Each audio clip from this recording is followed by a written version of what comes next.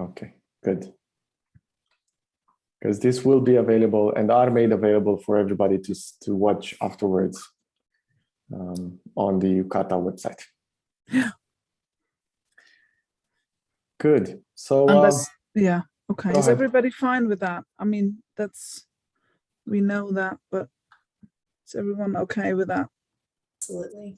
I think the recording's on. Okay. Yeah, the recording is on, yes. Yeah. Okay. Good. So Nicole, why don't we say hi properly? Hi. Yeah. Say a few words about ourselves and then invite the rest to do the same. Yeah. Do you want to go? Sure. I'm Traian. I know some of you, some familiar faces rejoining. Welcome. I'm from Romania. I'm a PTSDA in the organizational field, and I do both training and supervision in TA. And I'm also an HR director working for a large multinational company, both in Romania and overseeing also Spain. So I've got a bit of a mixed hat in my role. And of course, I've been interested in organizations for quite some time, hence the topic that we're bringing today in front of you all with Nicole. Nicole, please go ahead. Yeah, thank you, Traian. I'm Nicole. I'm situated in the north of Germany. Yeah, okay, Harper, I see your post. I'm a PTSDA in the field of counseling, and when I chose the field of application that you have to choose when you go to CTA exam many years ago, I decided to go for the field of counseling because my passion is coaching, and I do work in organizations. I'm a business consultant since. Oh, there you are, Laura. Laura, nice. Hi. Hi. I'm a business consultant since 20 years, a freelance person. I have been working in an organization as HR development person for 5 years, and then went into freelancing, and I'm working with organizations, not in organizations, since 20 years. And the core of my work there is team development, with the focus on developing the best form of collaboration that we can develop in this particular team or this particular organization or unit. I also run a training group in Hamburg for TA people, and that's another big passion to spark the love for TA in people and invite them into this learning space of personal and professional development.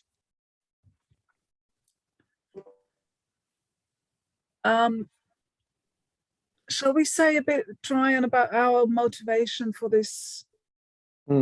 Yeah, especially that we're inviting everybody to do the same. So why don't we lead the way and take it on this time around, and I'll follow. Okay. So to give you a bit of a frame of what our intention was for this workshop, for this time that we spent together, Traian and I, in our group of 6, together with Paul Robinson, James Sweeney, Bev Gibbons, and Berit Fahlen, we are the 2 organizational ones. So we are the ones who are working in and at and with organizations. So we thought it might be a good idea in this CCTA program for UCASA to open up a time space where we can juggle around with ideas of how to apply co-creative TA and co-creative TA principles in organizational settings. And So our intention is to share of our experience and of course to hear about yours and develop together ideas of how to apply and where to apply co-creative TA principles when working in and with organizations along yours and our very concrete examples, so that you get the most out of this. We don't know exactly what will come out of that, of course, because we're interested in hearing from you. But of course, we did some prep and have some examples with us and some thoughts that we are happy to share with you as well.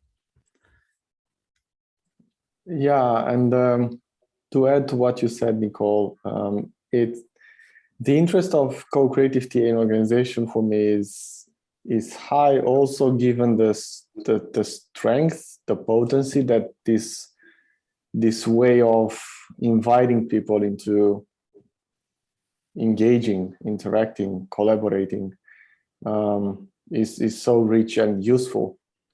And there's been a lot written about co-creativity in the psychotherapy field, in the educational field, and every now and then the organizational one is touched upon. And I find it equally applicable and valuable within those contexts of organizations to be rich and a great resource. And we'll get into that today. But yeah, that's the interest. And to Nicole's point, we are the organizational people within the group. So we said, well, why don't we bring it forward and share a bit of what we might think it's important, and curious to see what you think it's important. Yeah. And as one aspect of contracting, before we go into content more and invite you into sharing your curiosities in this realm of CCTA and organizations, I think it would be fair to share. When Traian and I came on screen roughly an hour ago to have a bit of last checking in with one another and last prep for this session with you, in our check-in we noticed that both of us are in a place of, oh my God, in the middle of a Monday, a workshop like this, my goodness, what did we think about this time? We're sort of in an overload of stuff to do, and now this CCTA workshop, my goodness. And then we looked at each other saying, wait a minute, isn't that how people in organizations feel? So isn't that exactly what people feel when we approach them with, let's have an hour talking about our collaboration and relationship and conflict solving potential or whatever. So inviting people in organizations into thinking about the things that they in their everyday life don't normally do is for many of them on top thing. So on top of everything, now we shall talk about this also. Where's the time for that? So it was really funny to notice how we got into or speaking for myself, how I got into this, that's how it feels, what people in organizations often feedback when we set off into workshops with them. Yeah. Really interesting. Workshop development discussions. It almost feels like, this is the in-between product meetings, commercial meetings, client meetings, whatever has to do with the business and less with people. And I do have a coffee next to me, and I'm bringing it up because this is very much the aid that we see also in organizations, people using to go through this, many things coming our way. And I think it's important to bring this forward also as living the co-creative principles, Nicole, but also to account for a reality that is happening all the time in organizations, the default switching that needs to happen when you are working in organizations from one meeting to another, from one context to another. I think it's not enough taken for granted, or not enough accounted for and take it for granted at times. Mm. Anyway, so with this brought into our digital environment, what I'm noticing now, going with the present-centeredness, what I'm noticing now is, now that we're sharing this, this feeling of, oh my God, it's overwhelming, is gone. Mm-hmm. So that's maybe a first interesting experience here. As soon as you make or take the courage to share, although it might sound weird or might feel weird for the workshop presenters to say at the beginning, it's too much, we don't have time for this. That's rather odd, isn't it? But we still thought it would be worth sharing, and now I notice, and I'm very happy about that. I'm now very curious in what do you bring, and I'm fully here and fully present, and I can concentrate on this time now. Mm. And that's what the sharing did also. Yeah, for us. So with all that said, there's been a lot said, I think. How about you? Who are you? What's your interest in today's lunch, after lunch, pre-lunch, depending on where you are, session and topic of co-creativity in organizations?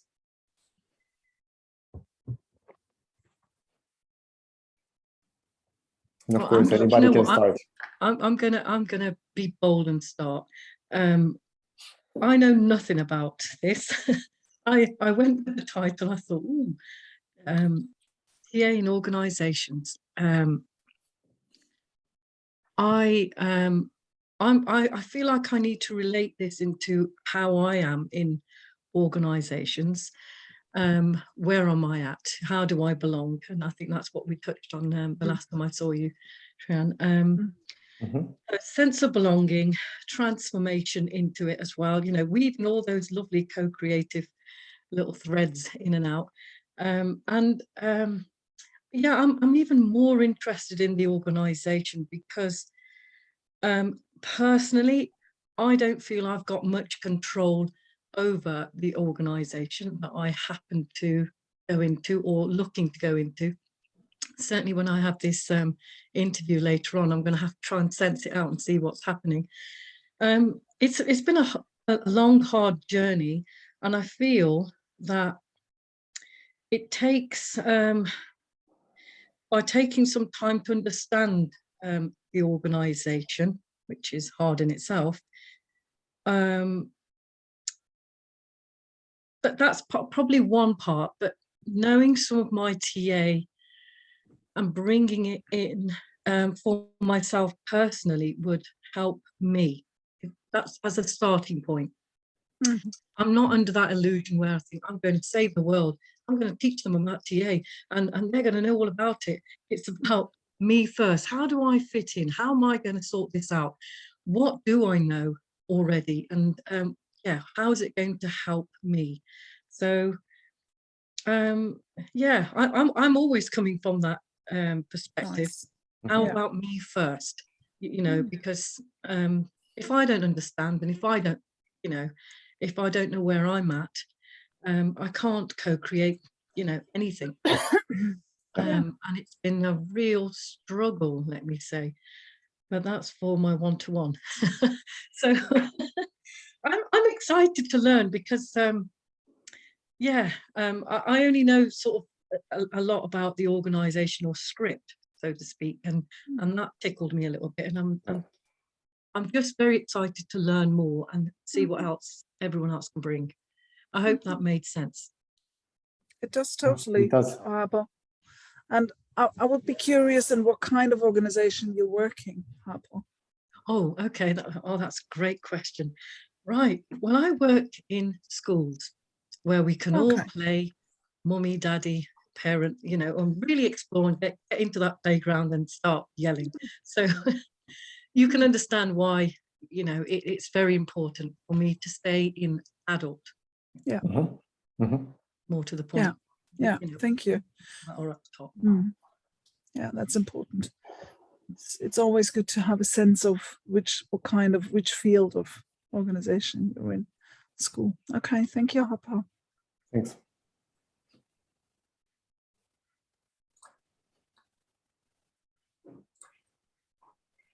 I'm happy to go next. Yeah. So I come from a slightly different background. I'm relatively new to TA. I've just finished a foundation year. My background is actually in management consulting as well. I work in developing countries. I'm also relatively new to the co-creative process, but it's something that certainly interested me for a while. I've read a little bit around the subject, but not much. Yeah, so basically I'm looking for ways to integrate TA more constructively in my current work with organizations. Yeah, and much like you both alluded at the beginning, it's sort of the big question for me is how you integrate it in such a way that, say, an engineering-oriented organization, which I often work with, doesn't consider it a fluffy waste of time, but actually can see the relevance of it to their daily work. Yeah. Okay, right. Good. Thank you. Thanks, Maurice. Thank you, Maurice. I'll go next, if that's okay. Well, I've got myself on screen. I have just finished my 3 years of core training, so I'm sort of in that space of deciding what do I do with my TA learning. And I used to work corporately for years prior to my training. And so I think I was just quite interested in marrying the two. What does that look like? And for me personally, keeping my options open with how I use TA in my life, you know, going forward in a professional sense, whether I, you know, stick to just counselling, private practice, or whether I kind of take skills that I've, you know, learned over the years as well as TA and look at more organisational work. So I'm just really curious to see what today's about and learn, and still quite new to the co-creative process as well, but it definitely interests me. So yeah, just open today. Okay. Great. Thank you, Ashley. Thank you, Ashley. And I think the mix that you're thinking about, just reflecting on the mix of using your past experience and whatever you choose to do next, can be a valuable one. And it's your choice.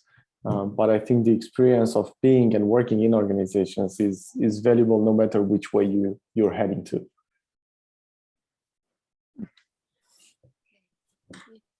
I may go next. My background, like Maurice and you, Nicole and Traian, I've been an organisation consultant. I was an internal organisation consultant for decades. Let's not count the decades. And left that in 2007, 2008.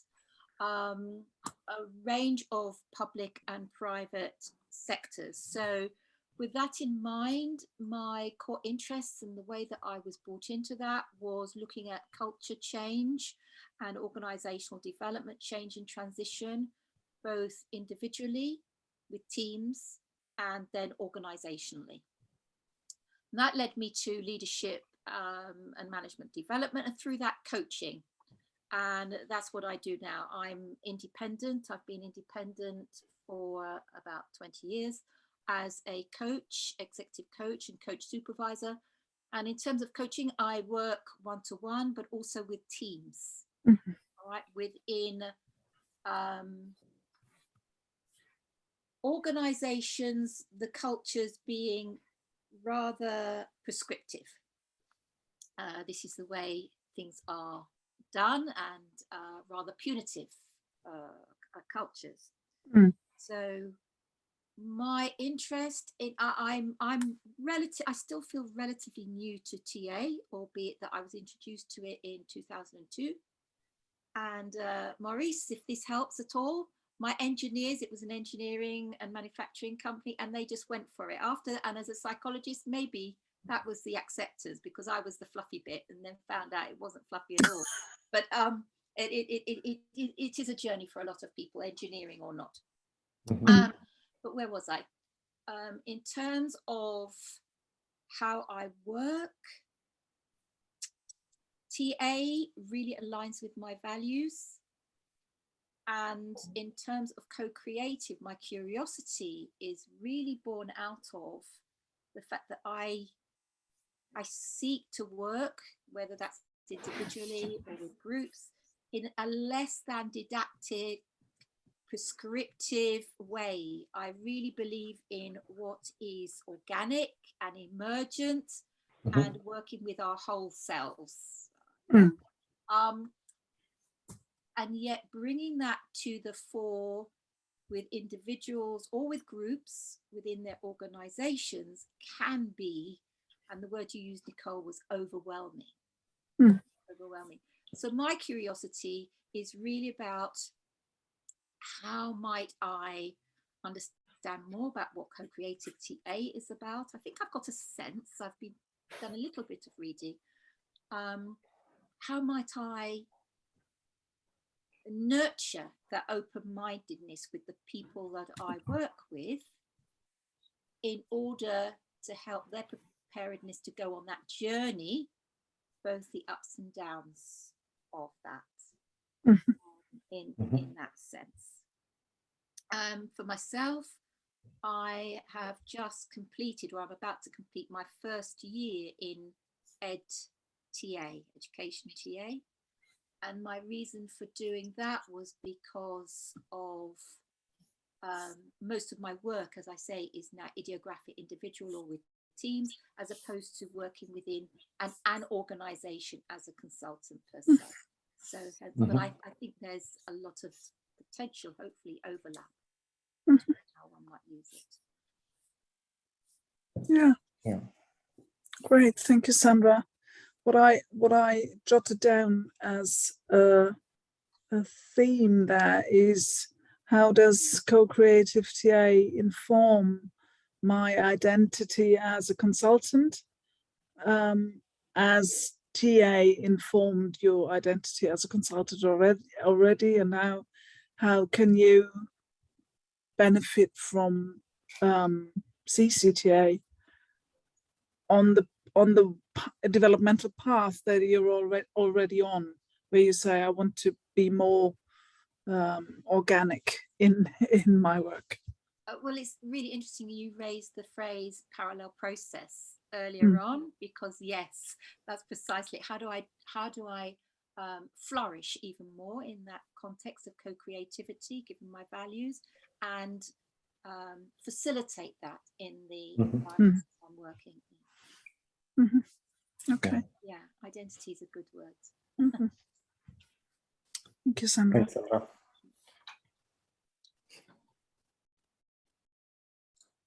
I can go next. I'm waiting for a phone call from a GP. I got a Ukrainian family and the baby is 6, so I might have to run all of a sudden, but I'm here for a moment. I'm kind of coming from a different angle.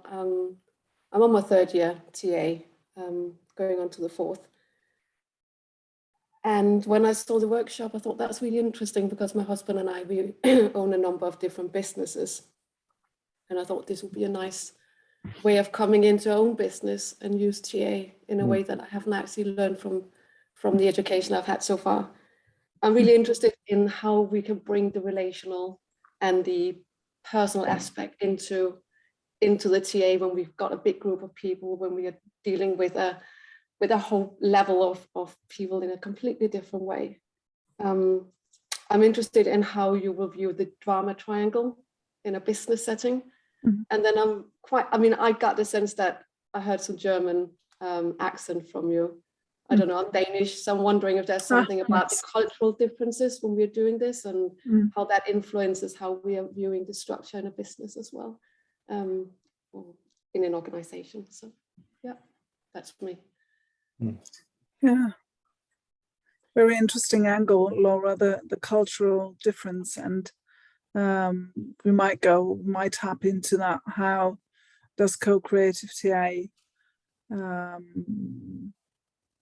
be possible to apply differently in different cultures, maybe? Yeah. Yeah, so nice. So you're the ambassador of the company owner position. That's great. Group, yeah. Yeah. And drama triangle, you said you were interested in. Yeah. Mm-hmm. Hi folks, I'm Sheila, based in Scotland. I'm an OD consultant and executive coach. So I'm sort of self-employed, own my own company. The sort of areas that I work in are primarily pharmaceutical biotechs, large global organizations. So I do quite a lot of traveling with my work. And really most of my work is around coaching senior leaders, scientists who are incredibly bright and specialized in their field and then get promoted up into leadership levels in complex organizations. And so I do a lot of work with them and global matrix teams. In pharma, they have global, they have sort of their team membership comes from all over the world. So yeah, that's my work.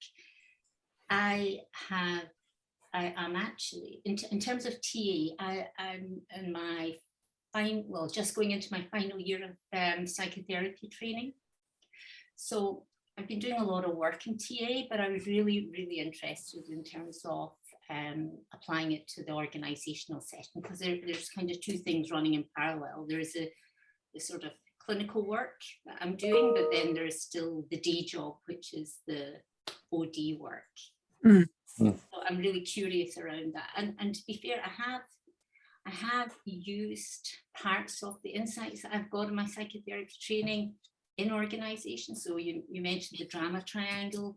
I thought it worked just so well for some of these scientists. Just light bulbs went on in their head when they saw how that actually was playing out in their interactions. But I was really, really curious really about the co-creational bit and how that, and to learn a bit more about that actually. And how I could use that with my team, the teams I work with in these organizations. So that's what I'm hoping for. Yeah, thank you, Sheila. Great. And there was, you did talk about culture, and Nicole, you brought it up also. And there's something also emerging, which is the profile of the people that are working within an organization. So, would engineers, IT or pharma specialists approach it differently than, let's say, I don't know, a FMCG type of company? And we can look into that and how we approach it differently, or should we approach it differently? Okay, good. Nice. Wow. That's quite rich. I'm already like, whoa, do we have the whole day? Oh no, we have to stop at some stage. Is this the first module of day one, actually? Yeah, day one of a series of great, inspiring workshops. Yeah, wonderful. Quite a few.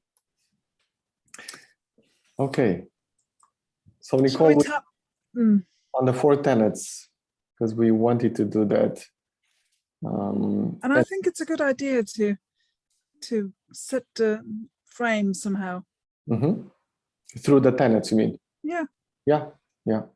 And what we're talking about are the 4 core principles of co-creative TA. And well, it's 3+1, and we'll go into the details then. And just bouncing some ideas among Nicole and I, how we see that being lived by in organizational settings from our own subjective experiences, of course. And afterwards, we'll be very curious to see how that resonates with you and invite you into a dialogue then. So Nicole, which one should we start with?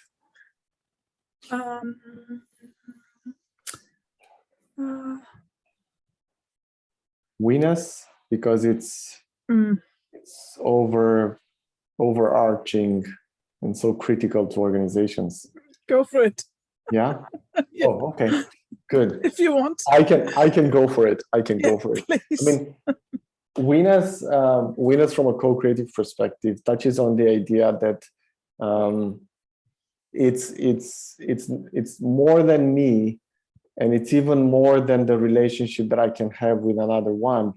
If we look at winners coming or emerging as a theory from a psychotherapy environment where it's a 1+1, 101, let's say, discussion, winners just expands it to include also the context. And in organizational settings, as you all know, because we've heard your rich background up until now, winners is a default that accounts for the context. And then when we go into day-to-day settings, day-to-day meetings, day-to-day interactions, these winners might not be fully accounted for. And then we go into a lot of one-on-ones, one-on-one discussions, aka, individual development, individual growth, leadership development, and so on. And for me, the co-creative principle of winners really turns the table into looking first and foremost, I would say, courageously say, into this idea of, there's more than me, there's more than you, there's a group of us. I was hearing this idea, and I think who was saying, I think Harpal, you were saying at the beginning something around there's the organization and what's my personal experience relating to the organization. Well, the idea of winners breaks a bit through that, because I am the organization. There's no organization out there. I am among those that comprise the winners.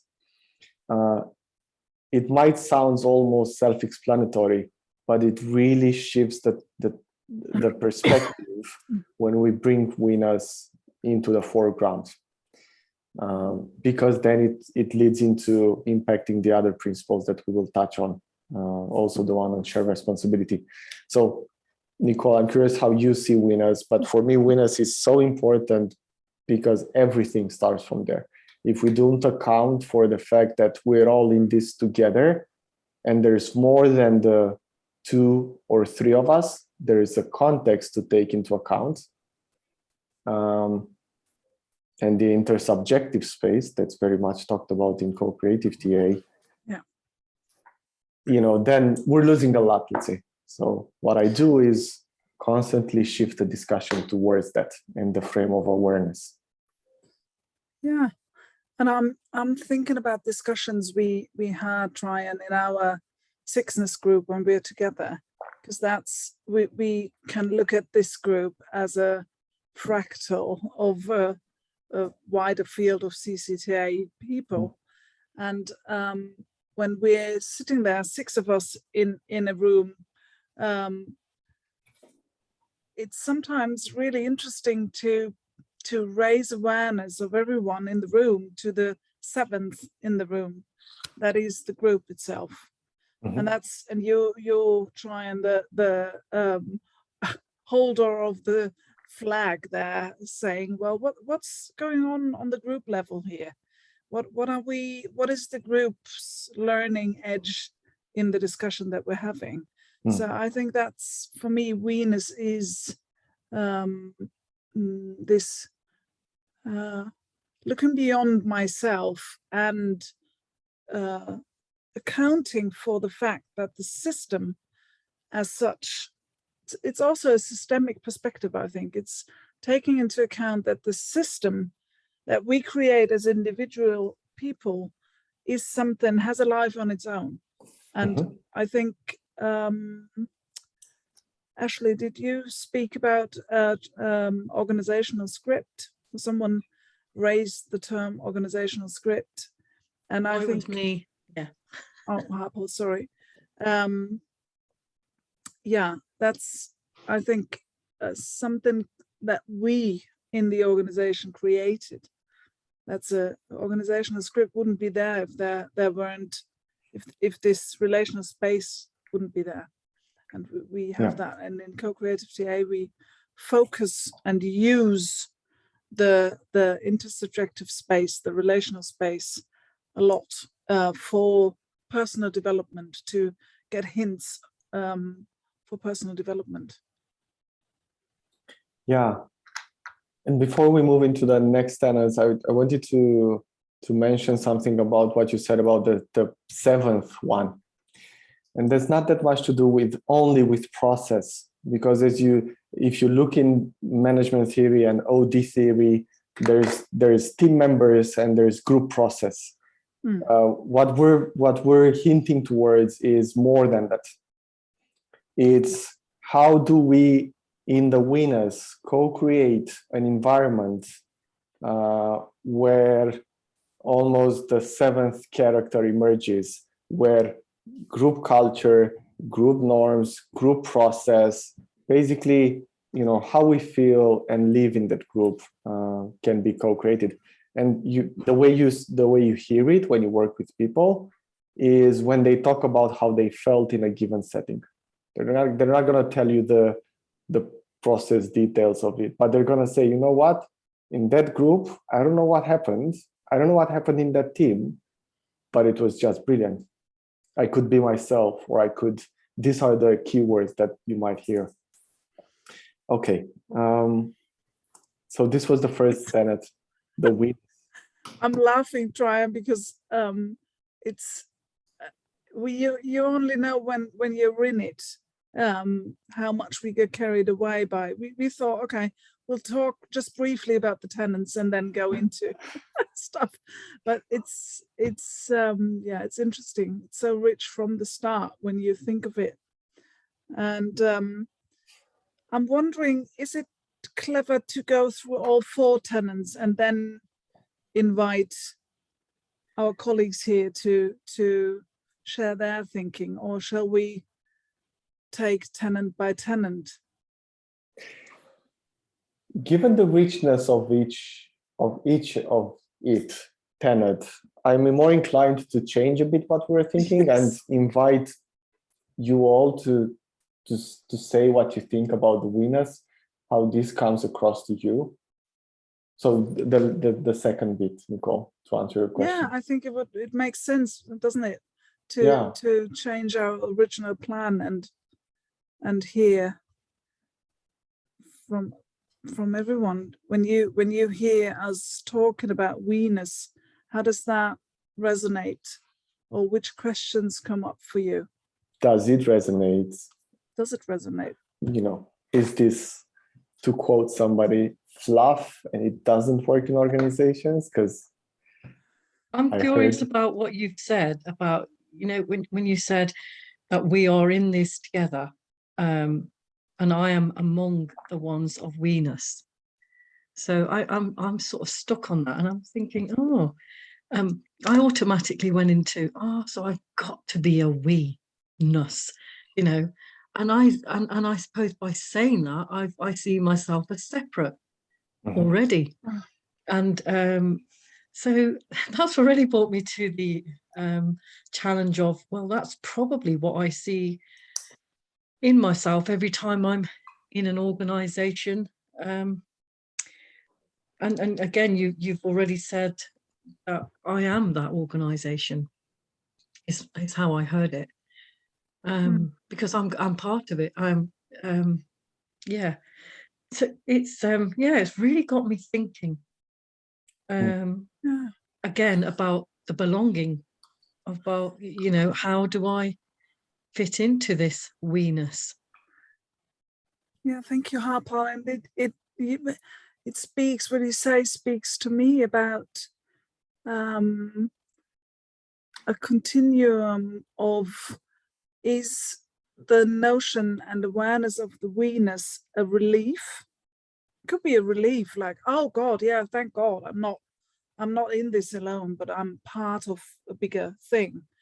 And it can also trigger some kind of, oh my God, this is really strangling me and really limiting me in my individuality. That's the other end of this scale, of this continuum. And people will, when we speak to them about we-ness, will be somewhere on this, in this realm between I don't want to be part of a we. I'm myself, and I'm especially managers who need to state their case and be really visible as managers and successful, and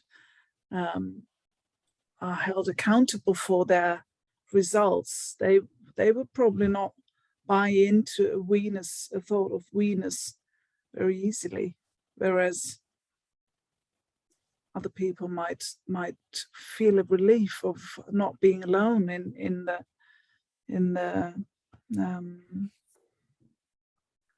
the going towards certain goals. That makes sense.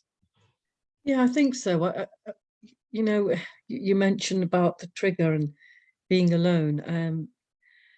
Yeah, I suppose I feel like I struggle against the me and the we.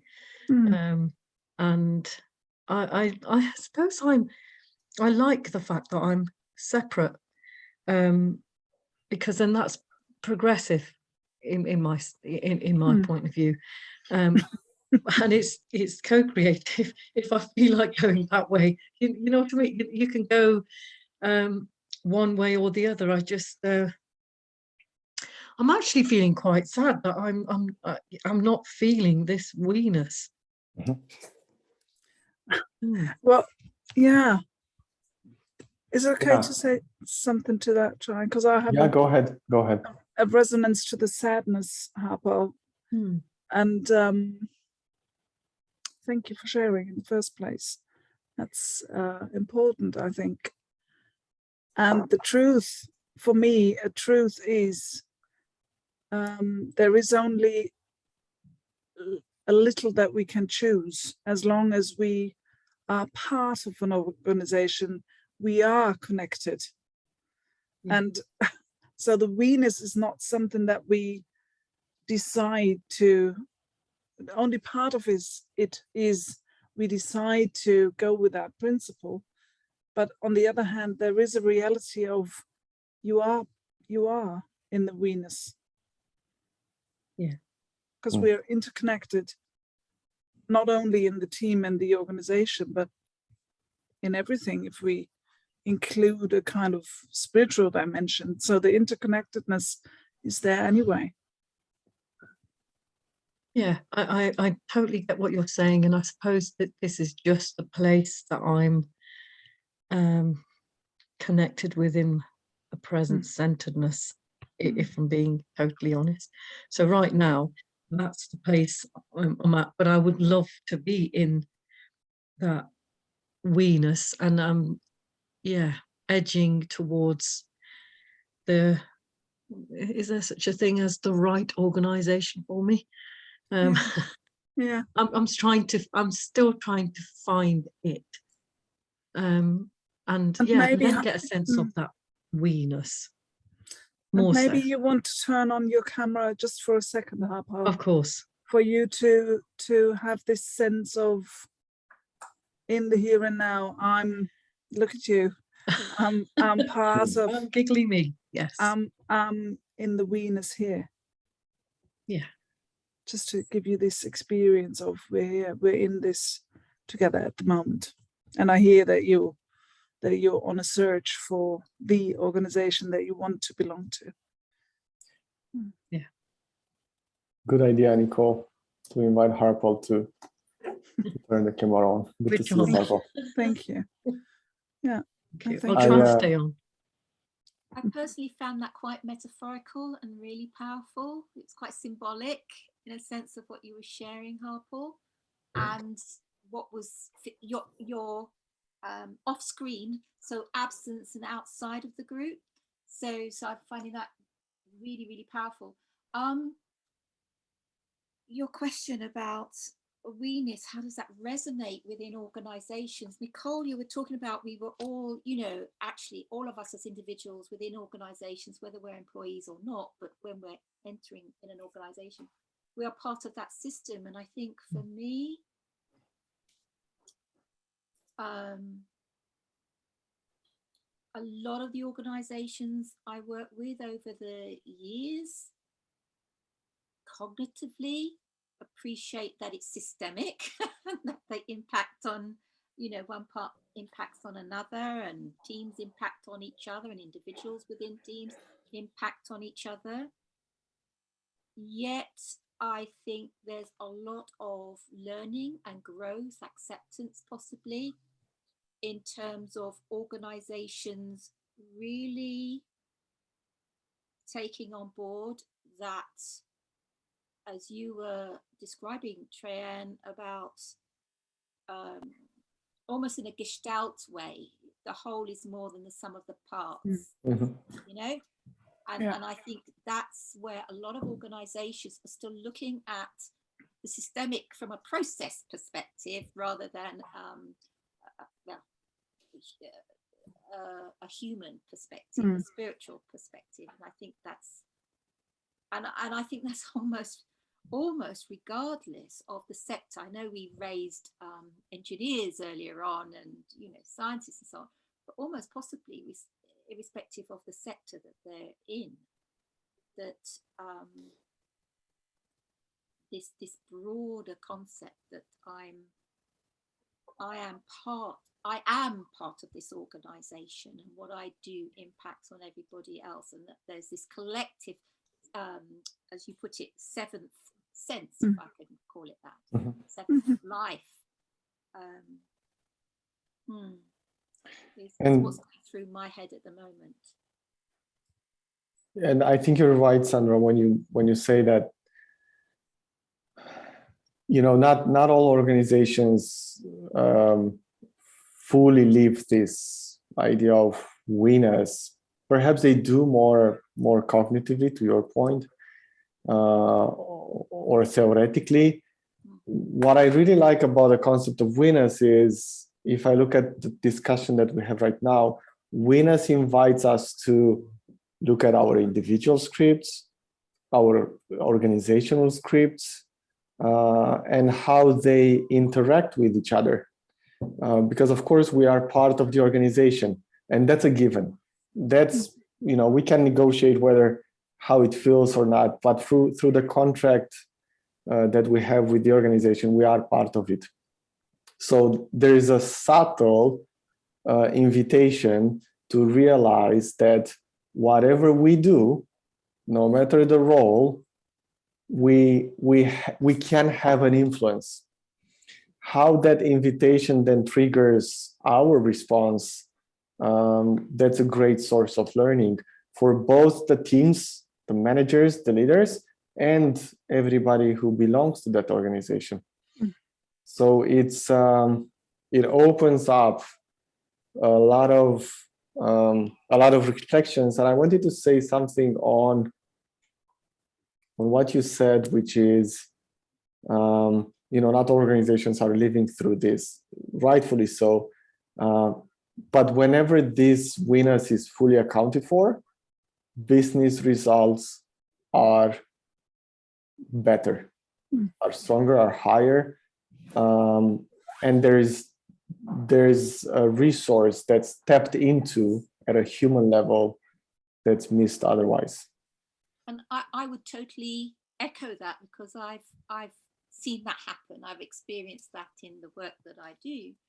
I think your point about, it's really poignant for me, the word subtle. There's a subtle invitation by the organization for individual script and organization script to meet and explore each other. And yet, for me, I think that is also influenced by the experienced organizational culture that's around, the values, beliefs, and so on that are around. I think that points back to Nicole's piece, where you would say, oh, there'll be people within there who the spectrum of individuality and collectiveness or we-ness. And so it's quite muddy and messy. And yet for me, that's the fun of we-ness, is because it's about showing vulnerability. Mm-hmm. Yeah, and it feels, Sandra, like what you just said is a beautiful bridge to the next tenet of shared responsibility. Yeah, because that the we-ness is we-ness as an arch overall is a bit muddy when we don't speak about responsibility. Mm-hmm. And can be overwhelming, by the way, Nicole. Absolutely. So we-ness is not about, feeling that you must be all in. It has nothing to do with that. On the contrary, I would say that that's not we-ness, actually. There's the wrong interpretation of we-ness, and there are organizations out there who interpret it as such. Yeah, but Nicole, you were saying about the shared responsibility. So yeah, so I thought, say more a bit on that. Yeah, I thought with what you just said, Sandra and Chad, it's that's very important. So in organizations, the organizations I work for and with and at, responsibility is an issue or a subject that you come across no matter what you focus on. You will always come across role definition, responsibilities, accountabilities, and so on. So the tenet or the principle of co-creative TA, of shared responsibility, is something that from my experience is very easy to get across to people, because they are used to speak about responsibility. And what's new for many is that they can share their responsibility, that they go towards a mindset of shared responsibility, meaning a letting go and of finger pointing, a letting go of, well, you didn't do that, so I couldn't do that, and you didn't give me this information, and this department is always doing it like this, so we can't do this. This is very common conflicts going on between people and departments. And referring to, Laura, what you said about, I would be interested in drama triangle, the shared responsibility is in the drama triangle as well as in the winner's triangle. When you look at it from AC Choi's winner triangle perspective, and there is an overlap to winners, of course. So we are all in this together, and we share not only the responsibility for our fields or professional fields, but we share the responsibility for the whole change process of the organization. Mm-hmm. And every organization, and that's what I'm very convinced of, even if an organization is not saying we are launching a change management project, this is, yeah, you can do that. And I invite people in organizations to think of the organization being in a constant change. So we can have specific change projects, of course, a merger of IT departments or whatever, but then having an awareness of a constant further development of the organization as such, and then being aware of the shared responsibility for that. So everyone holds a share in that development. Mm-hmm. it's for me, shared responsibility applied in organizations speaks of what can be my share in this development of the organization. It's a bit like we invite our employees to be entrepreneurs or leaders of the organization, and feel like, if this was my company, how would I decide? It's going in that direction. And Really if it's okay, I interesting. would. Laura. Sorry, I'm jumping in. I thought you were Yeah, finished. please go. The problem with this. No, it's interesting because I wrote down shared responsibility when we talked about we-ness, because I sat and I thought, well, actually, we're doing quite well with our businesses. I thought, well, I feel like this is our business, this is we-ness. It's probably, it's probably happening on other levels. And I thought, well, actually, no, because I sat with that feeling of it was us versus them. And I sat with that feeling of I'm not taking the responsibility of looking at it in like a collective group.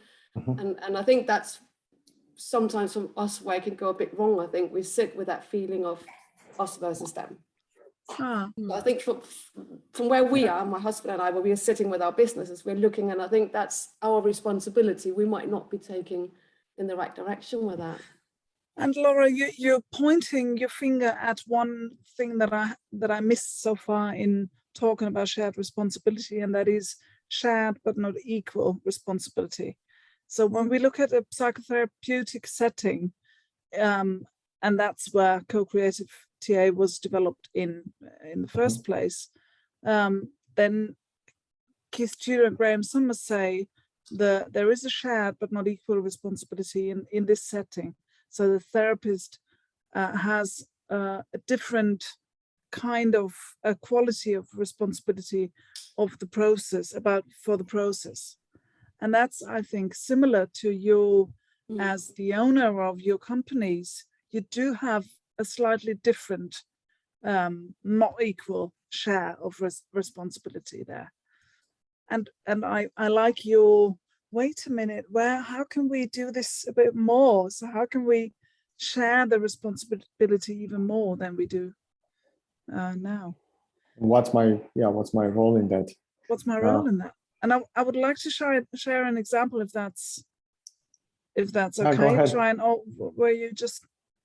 I wanted to add an idea, and an example I think would be great after that.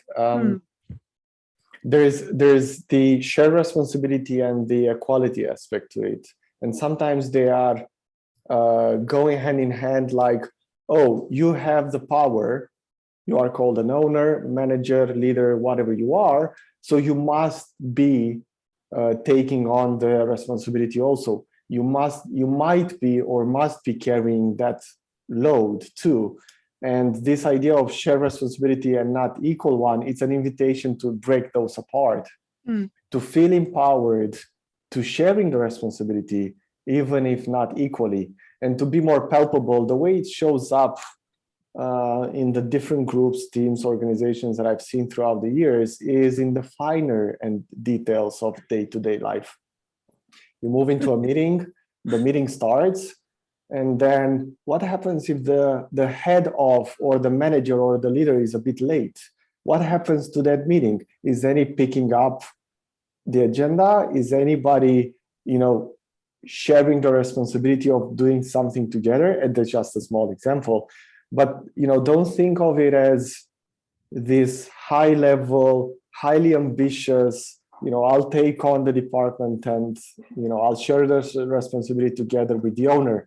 It's the minor details that shape a culture of shared responsibility. Or if I'm an HR person, and there's a discussion about marketing, I'm just throwing an example, will I just silence myself and say, oh, finally, they're not talking about people this time around, so I can chill for a bit? No, I am in it. I'm in the conversation, and I'm on board with it in the room. So pick up the small signals, even if the marketing person might have the final answer, might have the final word on a decision. do I bring myself in, or am I just silently waiting for somebody to pick up the responsibility? So watch out for the small signals, because those are really important. So Nicole, your example, please. Yeah, that leads to that example that I would like to share. I'm working with a very big health insurance company, with one department of a very big health insurance company in Germany, and I'm working with the members and the money that I have to pay department. So the biggest chunk of that insurance company. And the head of this department, he has a management team of people who sit within the headquarters with different professional expertises and their teams. And he has throughout Germany 9 branches where managers sit and lead those departments, so to say. And the manager of the department boss, so to say, is very modern, if not to say revolutionary, for an insurance company, because he says, I'm the head of the whole thing, 4,500 people, and I can't be the one to carry the responsibility for all of it. So 5 years ago, he said, we need to share responsibility, and I want you, and meaning all the 4,500 people, I want you to take your share of responsibility for the success of this department. And he started, of course, with his management teams, and I had the internal management team, so the headquarter management team, that's 6 people, and him in a workshop last week. And I'm seeing them 2 or 3 times a year for developing further the best form of collaboration. And I was really touched by, in the first place, I noticed that for the preparation of the workshop, he didn't reach out to me, or when I reached out to him, he said, I'm not the one who prepares the workshop, so please refer to this person. So I met with 2 of his managers for the preparation. It was great. And then in the workshop, I learned what they are doing at the moment is they keep the teams, but they dissolve the management responsibilities. So it's not one leader is responsible as a manager for one team, but they are a management team of 5 or 6 responsible for all 5 or 6 teams altogether. So, and that's in an insurance company really revolutionary, because employees say, well, but if this is not my manager anymore, and this and this and this and this person are also my managers, so whom do I turn to? So they are in the process of dissolving this hierarchy into, there's still a hierarchy, but it's not this one-to-one leadership responsibility, but a leadership team responsible for the teams down there. And the top manager, he is responsible for representing his department in the board, and that's it basically. So he's almost invisible, not as a person, but as with his leadership power and responsibility. It's all for them 6, and they are really very different people, very, very different from their professional background, age, gender, working style, really different, very diverse group. And they manage just fine, because they developed a sense of shared responsibility for the whole department over the years. I was really touched to see that. Yeah, it's a good example. which goes beyond your role or gender or specific capability that you have. Yeah, it went so far that I sat there in the middle of the workshop saying, what do you need me for? I think my work is done. So I could leave and leave you to it, and you would cope just fine and do just fine. And they said, no, can you please stay a bit longer? And I said, well, I can, but it doesn't, I sense that I don't really, that me being here is not as beneficial as the fee that you pay me. So you don't need me anymore. And there is a personal bonding, obviously. So that's nice. And that was a nice compliment. But to steer the process or to facilitate development, they can do that by themselves now. It's great to see. To your point, Nicole, the reason I brought in this idea when the manager or the leader is late to a meeting, what happens to the room is also touching a bit on that, because it's absolutely, where one proof of this shared responsibility really working and co-creativity really being put into practice is when the formal authority is not needed as much anymore. And of course, you had a different role there. You had the role of a facilitator, but from a process perspective, that's what you're saying is that, well, actually the leadership level there is met by themselves.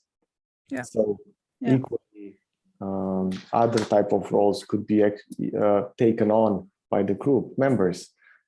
And it's a nice example also of moving out of the drama triangle and moving into the winners triangle, because they had fierce conflicts with one another 3 or 4 years back. I was called originally to help them solve their conflicts. That was my first initial contract with them. And now I'm looking at them thinking, well, you do have conflicts, don't you? But it's more like positive games, engaging in from perspective of shared responsibility and we-ness, and we will come to present-centeredness and positive regard. They really get into struggles in a very constructive way. It kind of reminds me of the concept of self-organized teams. Yes, exactly. That was what the top manager went into, and in the first place, he said, I need a self-organized management team. And then co-creative TA was just beautifully supporting this. I think it can come from the top, but in my experience, and this is just recent work that I've been doing with a team for over a year, is it came from the bottom up. And they wanted to become a self-organized team because of their experienced leaders, scientists, and their experience of leadership and line management. So they decided this is what they wanted, and they had lots of very quite dysfunctional relationships in that team. But they came together and worked really hard in that concept of we-ness and shared responsibility, and became a self-organized team, only to find that the director who agreed to allow this to happen as a social experiment in the organization wanted lots of data to prove that it was actually working. I think he was coming in with a belief in his, that it wasn't working, but in actual fact, the data proved that productivity was actually going up. But in spite of that, he couldn't allow it to continue. So he actually said, and this is just 2 weeks ago, that he didn't want this to continue anymore, and that he wanted to appoint a line manager. But what I found interesting working with them is that concept of we-ness, although they were very unhappy about this and that shared responsibility, the experience of that whole process stayed with them. So much so that even though a line manager was imposed, they took the principles of that into that relationship with their line manager, which I thought was quite wonderful, actually. Yeah. Yeah. And And that's yeah. Sorry. well, what you're saying, Sheila, is it's equally challenging for members and leaders Yeah.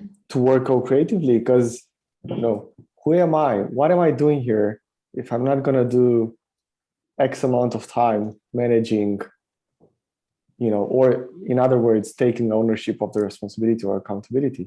Mm. So that can be challenging, even threatening to a degree. Yeah, indeed.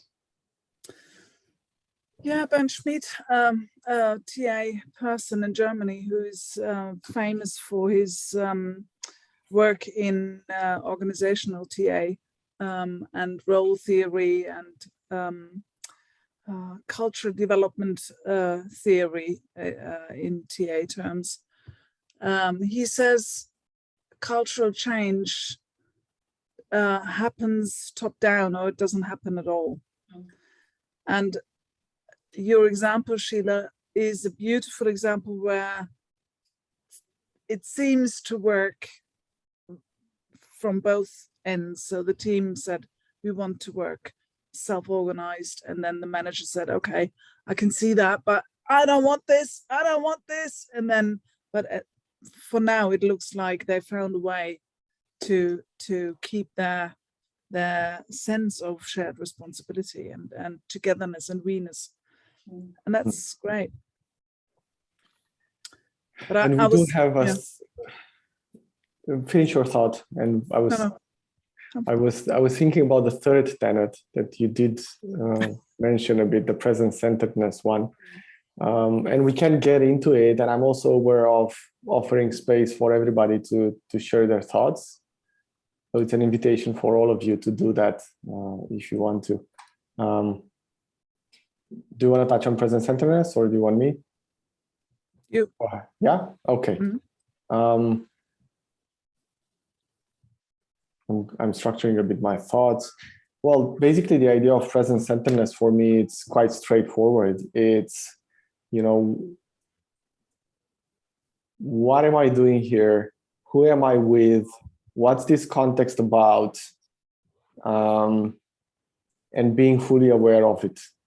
The alternative being, for the TA people that we all are, is moving more towards script or drivers, or being invited into past behaviors that might not be relevant for the given context or the present moment. So for me, it's a very dynamic process that in organizations shows up quite easily through some of the examples that I just gave, which are why are we here today? Why am I having this meeting? What do I need to do now? And what's the best behavior from a shared responsibility perspective, from a winner's perspective, winner's perspective, and winner's perspective? What are the best options that I can have now? It doesn't have to be a full state of awareness. It's not the spiritual level of present-centeredness that I think this tenet is talking about, although to a degree I think it does. And equally, it's also about being honest. For me, present-centeredness goes hand in hand with honesty.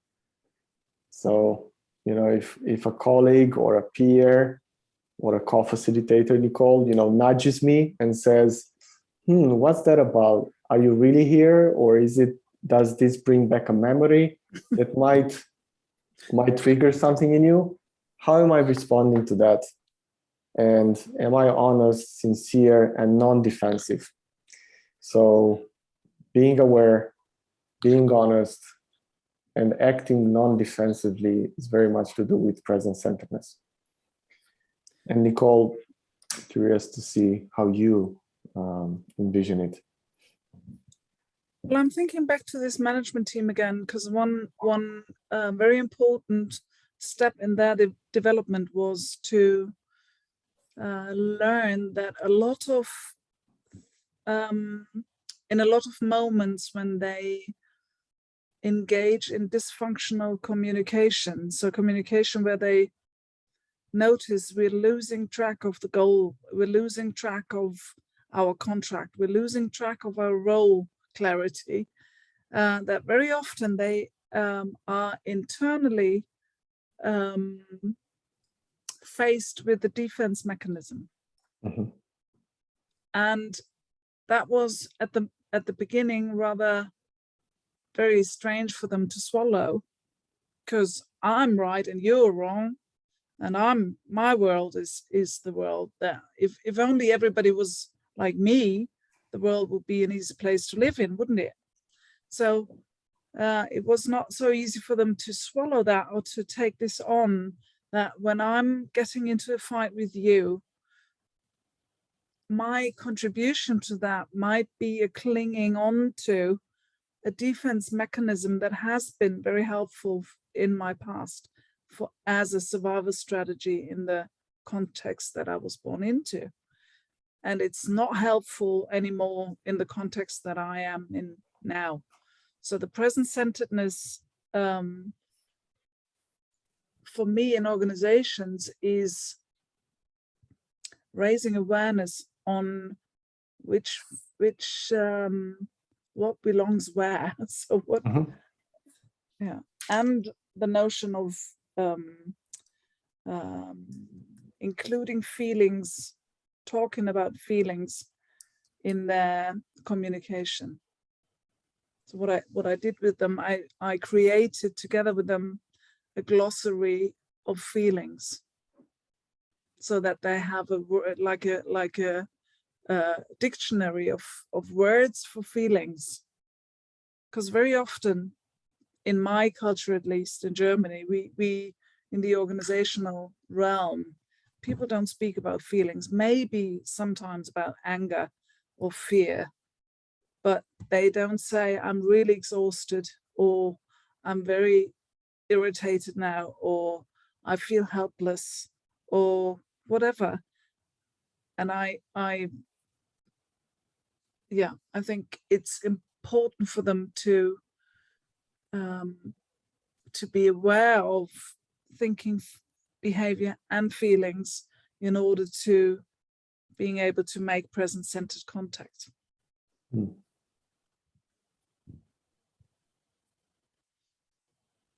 How does that? Yeah. How does that resonate? I was.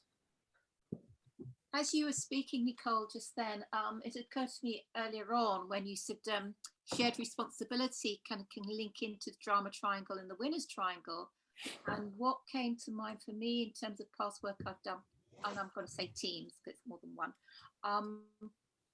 was how to foster it's okay to be vulnerable. So exactly what you've just been saying, people, one, sharing feelings and emotions, and two, those feelings and emotions may be what have been perceived as negative and should be kept down, kept below the surface. So that's really resonated with me in terms of present-centeredness. And I think it takes time and an awareness of what do people need to feel safe enough in the setting that we're creating to start sharing their feelings. And I very often go with that into one-on-ones before inviting them to share similar things in a group. So really take it step by step and not make them in the group say, so how do you feel? That might be a bit too much from the start. That flags up for me a word you used right at the beginning, and the importance of time invested in, I know we use the word contracting within TA, but yeah, how are we going to be together? You know, how are we going to work together in order? And I think it's about also a recognition of, in a non-judgmental, a compassionate way, that people may well be at different phases and stages and paces, and that's okay too. Another lovely bridge, Sandra, too. Oh, sorry. That's great. I think you're a perfect bridge builder. nice bridge to the next tenant, to the fourth tenant.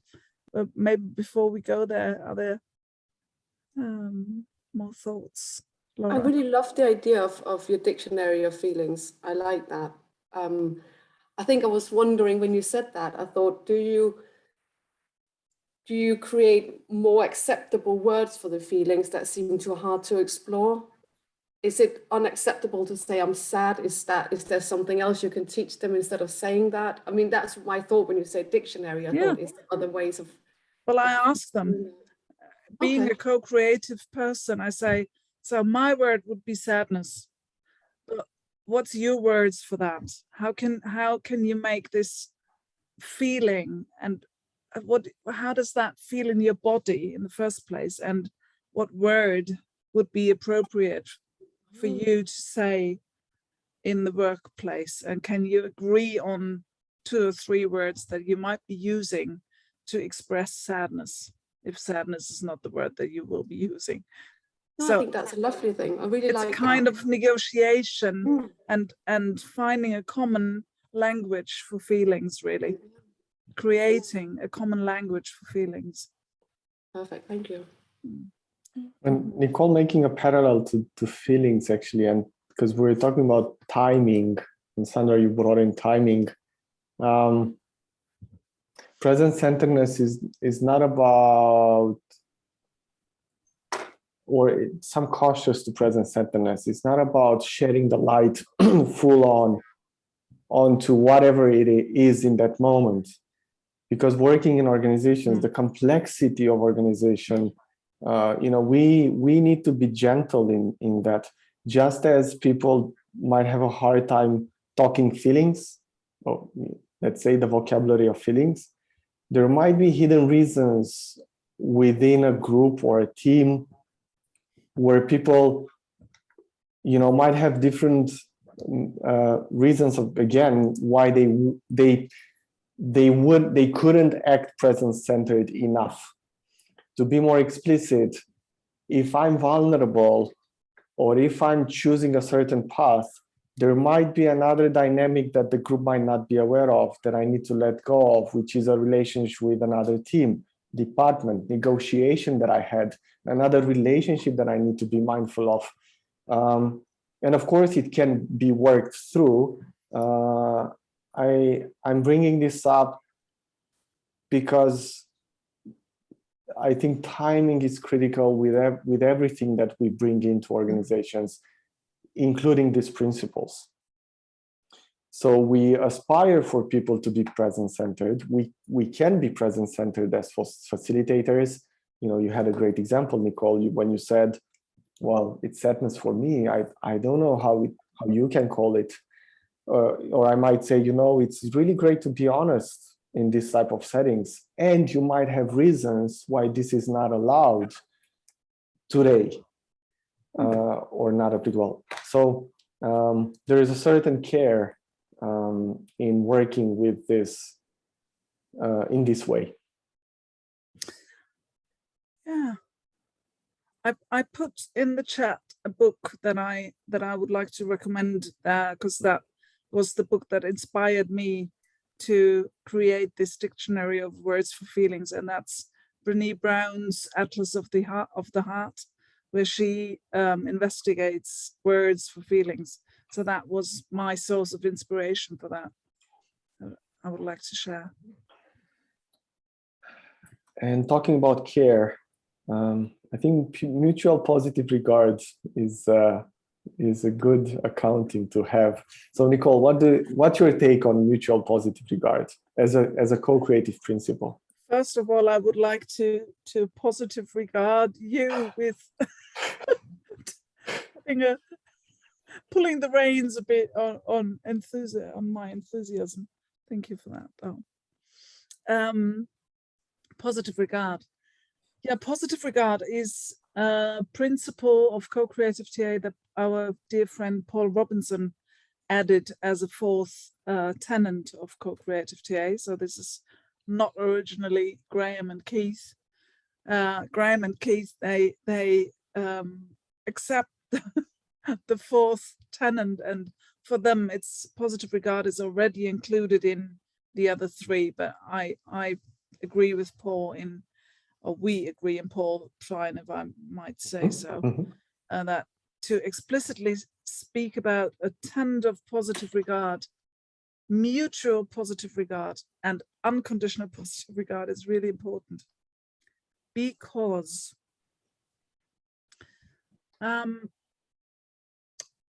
when I write emails, I write under my slogan, under my signature is friendliness is for free.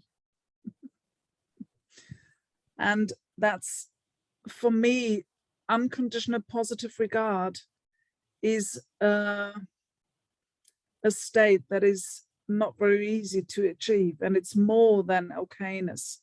I think, Harpo, have you been in our positive regard workshop, Paul, that Paul and I gave, where we said, so what's the difference between unconditional positive regard and okayness? And for us, or what came from this workshop and was really great, was positive regard is more an intention than okayness is like a commitment. So we commit ourselves to, yeah, you're okay, and I'm okay, and we're okay. But meeting other people with unconditional positive regard is an intent to, first to yourself, be in love with yourself, really. And that's be kind to yourself and love yourself, and then meet others from this place of, I can be really angry with you and disagree with you, and still I can meet you from a place of positive regard. And we can agree to disagree from a point, with the intention of mutual positive regard.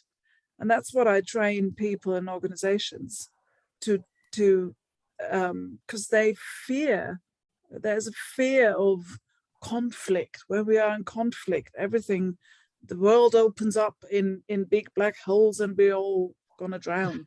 And that's not true. We can be in conflict and be in unconditional positive regard. And that's why I really love this this tenet of, and I started to talk about love in organizations, which took me some courage, because that's not compatible, is it, to talk about love in organizations? That's not, because love belongs to the private world and we're in the business world. And I thought at some stage, well, stuff that, take your love to the workplace and you will have more fun, more productivity, more valuable time with your colleagues. So I'm passionate for love in organizations, and what I mean by that is unconditional positive regard that can be trained. What do you think about that, Traian? And how do you as HR director live unconditional positive regard? The loving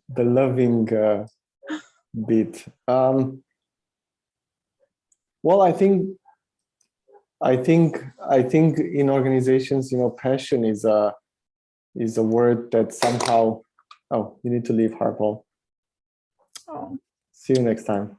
Lovely to see you, Harpo. Good luck with the call. See you next time. Bye. Yeah, I think I do see love in the eyes of people working in organizations. I generally do see that, whether it's passion or having an aha moment, or really being happy of being there, being accounted for, being offered recognition. And you're right, we don't really call it this way because it's a bit of a taboo word, and it's already happening. And for me, mutual positive regard is, I like the word mutual because it also reminds us to take care of ourselves and be mindful of where we are.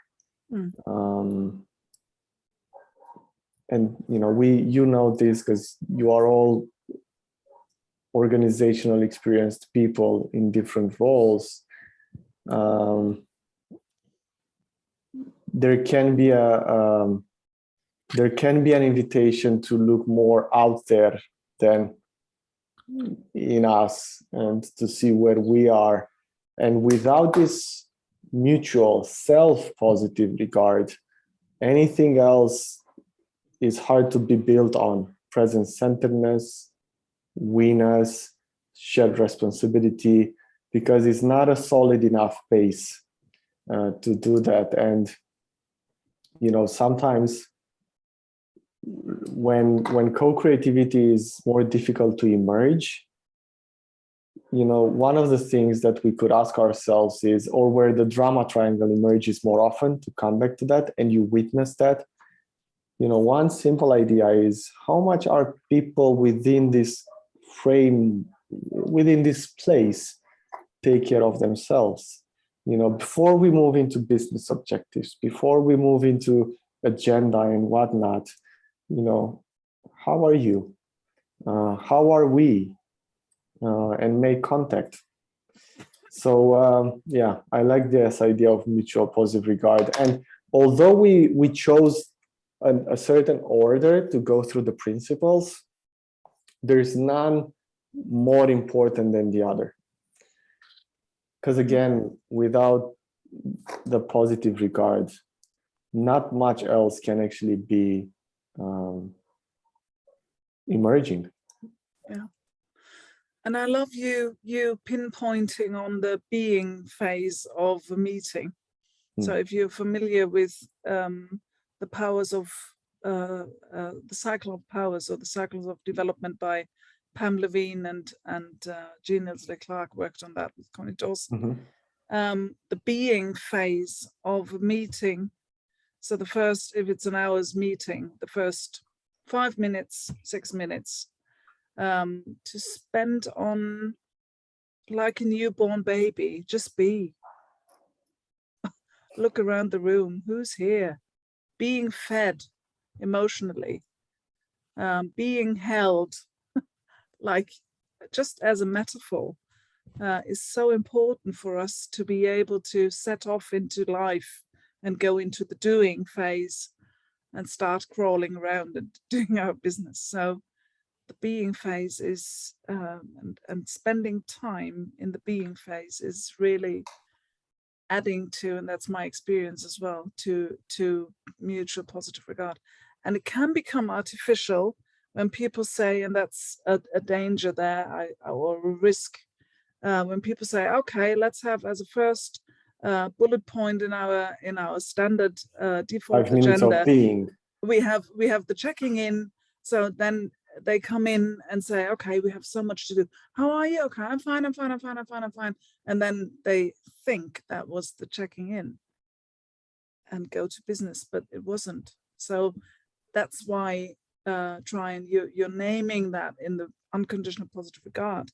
And unconditional positive regard as an intent is to really want to know, how are you? And not just ticking a box of, I'm fine. And sometimes, Nicole, it can just not just be, but it can be, being in the mood to facilitate a workshop or not, or being overwhelmed with our agendas, and we still love to do it, and we go ahead. So we were in a bit of that process a few hours back, when we were asking ourselves, how are we? Yeah, that's right. And sharing, and it's really good that you refer to that, because sharing, I'm so tired and it's so hot here and I have so much on my plate. Just got it out of the way, and then sharing it here in the room again was really helpful to concentrate on, and to full-heartedly be here with you and being interested in you guys. Just sorry, it reminds me, I was doing a workshop about a year ago, and I can't remember who it was, but she started by saying, we're really, really busy. We got so much to do. We've really got lots on, and we haven't got much time. So let's slow down. And it was really, it was really important. It was really good. And that when you said that, I thought, oh, that popped up. So yeah, no, that's important. Yeah. there's this lovely quote of, if you're in a hurry, take it slow. And then the picture of a tortoise comes to mind, just really very slowly moving forward. And it's, we were talking about cultures. This can be viewed very differently from culture to culture. Even the early minutes in a meeting, the being stage can be differently interpreted or lived actually by, I don't know, Spanish, Romanians, Danish, Germans, Americans, and you name it. That's also something. And saying that actually, I deeply believe that there's a common thread that surpasses any culture. Yeah, and a human colleague need. of mine, yeah, a colleague of mine told a story where she was in Brazil facilitating a workshop, and there were 12 participants on the list, and they were all there at different times of the day. So people would come in and leave and come in and leave during the whole day. So, and people would say, oh no, I have to leave now. I'll be back in a minute or in 2 hours. So it was a constant coming in and going out. And every time somebody came back or came into the room, they made the round, they kissed everyone, they said hello to everyone, and really took their time for their being. So to facilitate this workshop was rather interesting. That's the word she used, because it was interrupted, as it seemed for us, for our cultural frame of reference, by this hugging and kissing all the time, by saying farewell and greeting people. And it was a lovely workshop in the end. People were very happy with it. So that's another cultural example for mutual positive regard, to really take time to say hello and goodbye to people. I'm sort of stuck with, I'm reflecting on my sense is it's about separating the behavior from the person. Because in an ideal world, you know, the workplace would be, everybody would get along, but there's a lot of, in my experience, come across a lot of narcissistic leaders. Their behavior is very destructive and dysfunctional and can really have huge impact on the teams that they're leading. So there is something around, as you're talking, you know, and that's where I went to with these very challenging individuals and the impact that they have on others. And how it's about being curious about who they are, what has influenced them to be, you know, what has influenced them to show up the way that they're showing up. So it's kind of separating the behavior from the person. Yeah. What I experience as helpful there, and it's not always possible, but what I experience as helpful is if they are part of a group of people that I work with, so that I contract with, it's part of the contract. The unconditional positive regard is part of the contract, although most of the people don't really understand right from the beginning what I mean when I say that. But we elaborate on that a bit in the beginning. So what do you think that is? And they come up with being polite to one another. Okay, that's good for a start. And then I in this shared but not equal responsibility, I try to contract with them, and I suggest that I and everybody else, but I with that I have that lens with me to confront people who use a language or show a behavior that is outside of what we agreed on of politeness and positive regard. So, and then in confronting from a place of love, they experience I can confront in a way that is not harmful or that is not destroying someone, even these big fish. And it's not always easy to say, hang on a minute, can you go out again outside and come back in and try a different angle of approaching this group? Are you up for an experiment? And sometimes they are, not always, but sometimes they are. So confronting is really important if you want to change a culture there with those alpha, very often male, but sometimes female leaders who, and I think that's part of the cultural scripting, not only in organizations, but in our Western society, business societies or capitalist societies, is that one contamination is leaders have to be rough and leaders have to be powerful and show their power to people by being impolite and bossy. It would interest me, Nicole, whether you see, like, it seems to me like the unconditional positive regard as a philosophy or a goal that works very well in sort of individual therapy settings or a one-on-one setting.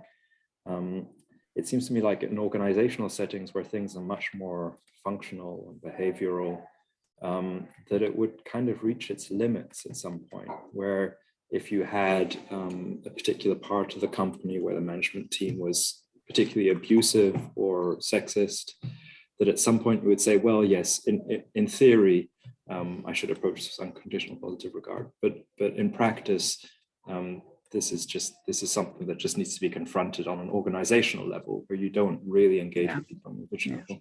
I mean, do you feel like that? I agree.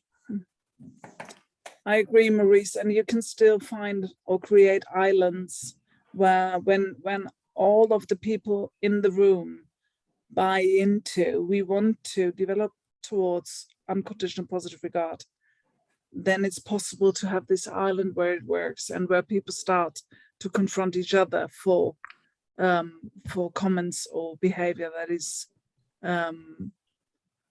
discounting in one way or another. But to really implement that on an organizational level and really change the culture in that sense, I think this would need to start at the top. And that's very seldom the case, that CEOs or owners of companies are really up for that fluffy stuff of being polite and nice to one another. And Maurice, continuing on what you're saying, it's not really much about, only about accounting for or agreeing or accepting whatever is somebody does. And definitely when limits are crossed, there needs to take action. There is a bit of similar to okayness, is for me, mutual positive regard is about the trust in the ability for the other one to change and to grow. If what they're doing is just too harsh, too abrupt to breach what we're in or what we're aiming for in this group, organization, team, perhaps the way out is the approach. But even because narcissistic leaders were called upon, is there hope in me? Is there trust in me that person can choose differently? And that's an answer that I can give to myself. I don't need to show it. It might, and I think it will come across in the way I behave towards the other ones. And you mentioned, loving confrontation, Nicole.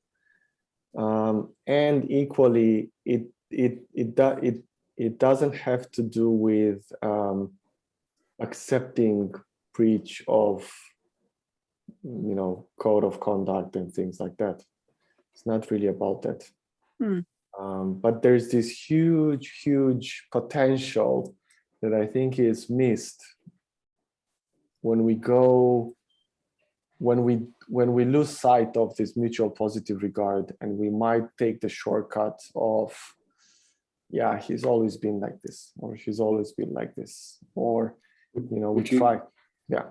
Would you characterize it as, I mean, this is now going a little bit further than what you said, but would you characterize it as a choice you have to make when confronted with a certain person, that you say, okay, we can try and treat this in a spirit of mutual positive regard, and try and confront certain issues and work through other issues, or we can end the relationship, because that's something that exists in an organization that doesn't. Oh yeah, it does. You can't just split. For sure.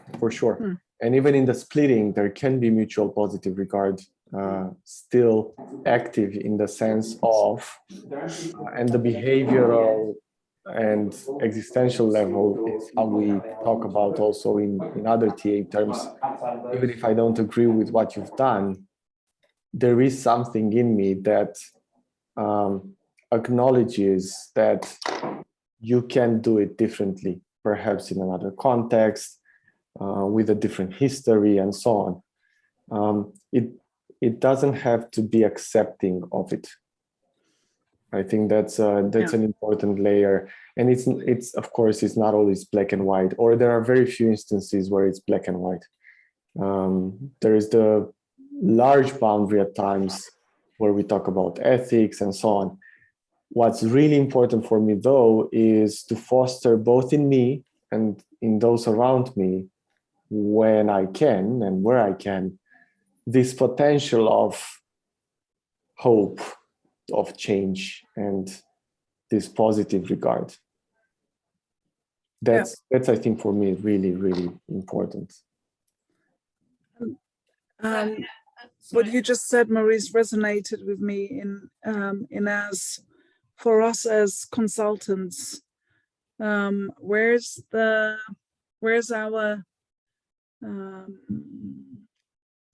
our boundaries of whom we work for or not. And I had 2 years ago a very significant example where the top CEO or I don't know, some member of a board who had hired me in the first place to do in a huge change project, the team development process with him and his management team. And after 2 workshops, he said he didn't want to work anymore with me. And I said, that for me, I was struggling with that man very much. And I had supervision on that. And I was so relieved when he said, I don't want to work with you anymore. And then I said, oh God, I'm so relieved. And he said, why? I thought you would be in tears. And I said, no, I'm so relieved, because I think that you don't really care for people, and I can't work with you. I from my professional identity, I noticed by you kicking me out of that project, I noticed I don't want to work in that project. And I'm really thankful that you noticed that earlier than I did. And what that taught to me was to really be clear with people who approach me with potential projects for me to support or to facilitate, that I'm very clear about unconditional positive regard. That is so important and key to me, that if I don't experience that, or if people don't, and you say choice, if people don't make the choice to say, we want to learn this, I'm not the right person. And nor, by the way, Nicole, nor does co-creative principles emerge in such settings, or it's not really so. So no. That's also something to take into account. My dear, right? Time's running like hell. Yeah. And I was thinking about, we had this idea of creating just for maybe 15 minutes a breakout with a group of 2 and a group of 3 to maybe harvest or speak about what are people taking away. Is that something that you try or you group find an appealing idea to have a bit of a conversation and sharing amongst yourselves? Or Well, I'd be up for it, and I'm curious what the group would like. Because I was thinking just a few minutes ago, you brought in different ideas, different questions, different curiosities. And as we move closer to the end of our time today is, where are you with those? Where are you with those? And, what is it? Is there something new that came up? Yeah, and I like the idea of having some breakout rooms because that was our initial intention. But it's also up to you. A question could be, what answers did you get, and what new questions did emerge? Yeah, I like that. Is that something you will be up for? Yeah. Sandra, it's a thumbs up. Okay. Okay, so I'll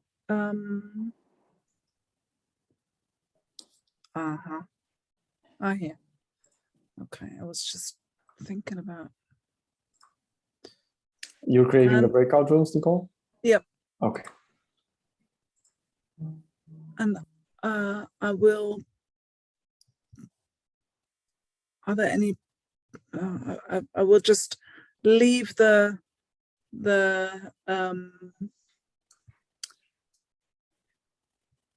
thing to decide who's with whom, and I think 15 minutes would be good, and a minute to come back.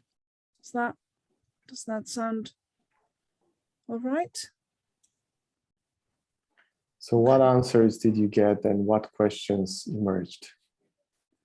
Yeah. All right. So see you in 15 minutes.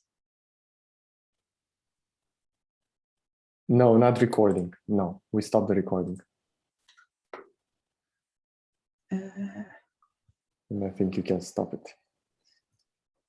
Yeah, the recording, I mean. If I can find that, hang on. Where is that thing? The recording button. Here. Recording.